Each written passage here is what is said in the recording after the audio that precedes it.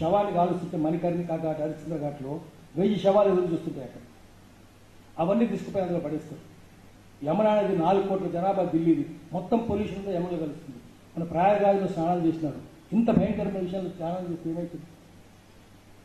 ఎవరు దాన్ని శుద్ధి చేయాల్సింది, శుద్ధి చేయాలని పట్టించుకోలేదు. అంత బాగుందని చెప్పినారు, కానీ తర్వాత చెప్తున్నారు బాగలేదని. 50 కోట్ల 60 కోట్ల మంది స్నానాలు చేసినారు. మరి నదులు శుద్ధి చేసుకోవాలి. ఒకప్పుడు మంచిది కావచ్చు నదులు, ఇప్పుడు ఇట్లా కావు కదా, మొత్తం విషమైపోయినాయి కదా. ఇంత భయంకరంగా ఉంటే 2040 నాటికి 10% see ports all over the world, ముందు న్యూయార్క్ మునిగిపోతుంది. ఏమి ఉండవు, చివరికి 7400 కిలోమీటర్లు సీ కోస్ట్ లైన్ ఇండియాలో.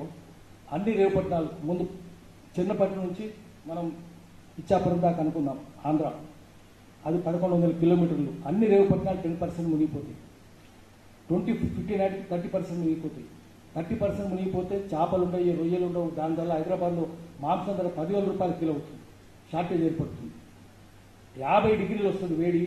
ఎవరైనా పోయి పొలంలో పనిచేస్తుంటే, ఇది నేను చెప్పేది కాదు, అందరు శాస్త్రవేత్తలు చెప్తూనే ఉన్నారు, పొలంలో పనిచేస్తుంటే వడదెబ్బ దానికి చచ్చిపోతుంది, భయంకరమైన కరువు వస్తుంది.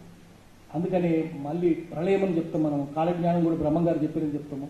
అటువంటి దుర్భర పరిస్థితులు రాబోతున్నాయి. కాబట్టి మనం ఇప్పుడే మేల్కొనాలి. ప్యారిస్ అగ్రిమెంట్ తూచా తప్పకుండా అమలు చేయమని చెప్పాలి, ప్రభుత్వం ఒత్తిడి చేయాలి. ఈ ట్రంప్ వచ్చేసి అమెరికా వాడు విడ్రా అయ్యింది ప్యారిస్ అగ్రిమెంట్ నుంచి, నేను అమలు చేయని పోవని చెప్తున్నాడు.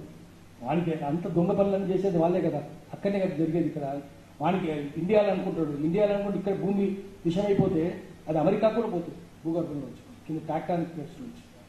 ఇప్పుడు మంచిర్యాల పక్కన ఎందుకు భూకంపాలు వస్తున్నాయి, కేంద్రం అవుతుందని చెప్తుంది. ఎందుకు అవుతుందంటే బొగ్గు తీస్తున్నారు. ఎంత పక్కన మేడిపల్లి పోదాం, 800 మీటర్ల లోతు, 800 మీటర్ల లోతు.